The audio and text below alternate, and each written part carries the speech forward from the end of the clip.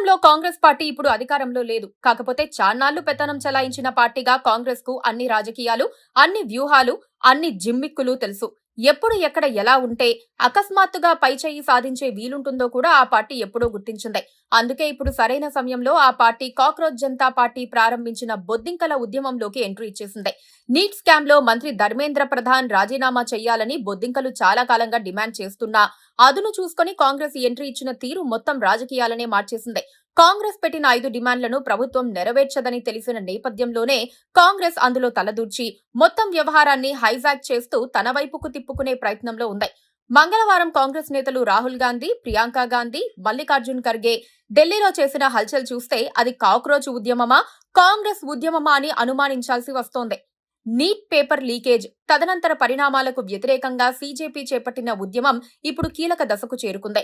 సోనం వాంగ్చుక్ దీక్ష విరమణ తర్వాత సీజేపీ వ్యవస్థాపకుడు అభిజిత్ దీప్కే డైరెక్ట్ ఎంట్రీ ఇవ్వాల్సిన తరుణం వచ్చింది. సరిగ్గా అప్పుడే కాంగ్రెస్ పార్టీ సీనియర్ నాయకుడు రాహుల్ గాంధీ దూరిపోయారు. పార్లమెంటు నుంచి జంతర్ మంతర్ వరకు హల్చల్ సృష్టించారు. సీజేపీకి సరైన పొలిటికల్ అప్రోచ్ లేదని అర్థం చేసుకున్న తర్వాత కాంగ్రెస్ పార్టీ తన పాచికలను బయటకు తీసింది. గుట్టు చప్పుడు కాకుండా లక్షలాది మంది కాంగ్రెస్ సానుభూతి పరులను ఢిల్లీలో దించేసింది. చూడటానికి వాళ్ళంతా బొద్దింకల పార్టీ అనిపిస్తుంది. కాకపోతే పరోక్షంగా కాంగ్రెస్ పార్టీకి సహకారం అందిస్తూ ఉంటారు. ప్రభుత్వాన్ని పూర్తిగా ఇరకాటంలో పెట్టే దిశగా రాహుల్ గాంధీ 5 డిమాండ్లను ప్రస్తావించారు. కేంద్ర విద్యాశాఖ మంత్రి ధర్మేంద్ర ప్రధాన్ రాజీనామా చేయాలన్నది మొదటి డిమాండ్. నీట్ అంశంపై పార్లమెంట్లో చర్చ జరగాలన్నది రెండోది. నీట్ పేపర్ లీకేజ్ పై హోంమంత్రి సమాధానం చెప్పాలన్నది మూడోది. నీట్ పేపర్ లీకేజ్ తో ఆత్మహత్య చేసుకున్న విద్యార్థుల కుటుంబాలకు ఎక్స్గ్రేషియా ప్రకటించాలన్నది నాలుగోది. ఢిల్లీలో హింసపై విచారణ జరిపించాలన్నది ఐదవది.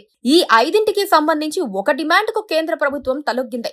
పార్లమెంటులో చర్చకు హోంమంత్రి సమాధానానికి సిద్ధంగా ఉన్నామని ప్రకటించింది. అయినా ధర్నాను విరమించేందుకు రాహుల్ అంగీకరించలేదు. ప్రధాన్ రాజీనామా చేయాలని ఆయన గట్టిగా పట్టుబట్టారు.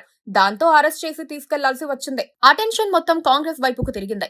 తాజా పరిణామాలపై సీజేపీ కూడా అభ్యంతరం చెప్పలేని దుస్థితి వచ్చింది.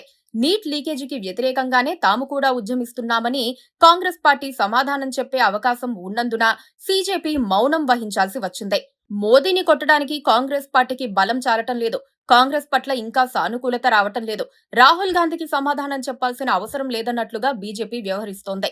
దక్షిణాది తప్ప అన్ని రాష్ట్రాల్లో ఓడిపోయిన కాంగ్రెస్ కు ప్రజాబలం తగ్గిపోతోందన్న అభిప్రాయమూ వ్యక్తమవుతోంది. ఈ పరిస్థితుల్లోనే సీజేపీ ఎంట్రీ ఇచ్చింది. అలాగే వదిలేస్తే కాంగ్రెస్ స్థానాన్ని సీజేపీ ఆక్రమిస్తుందన్న అనుమానాలు కలిగాయి. దాంతో కాస్త వెయిట్ చేసి కాంగ్రెస్ టైం కోసం కాచుకు కూర్చొని మరీ ఢిల్లీ ధర్నాకి వెళ్లింది. ఇప్పుడు అటెన్షన్ మొత్తం కాంగ్రెస్ పార్టీ వైపు ఉంది. బీజేపీ కూడా 1-to-1 కాంగ్రెస్ పార్టీతో మాట్లాడుతోంది.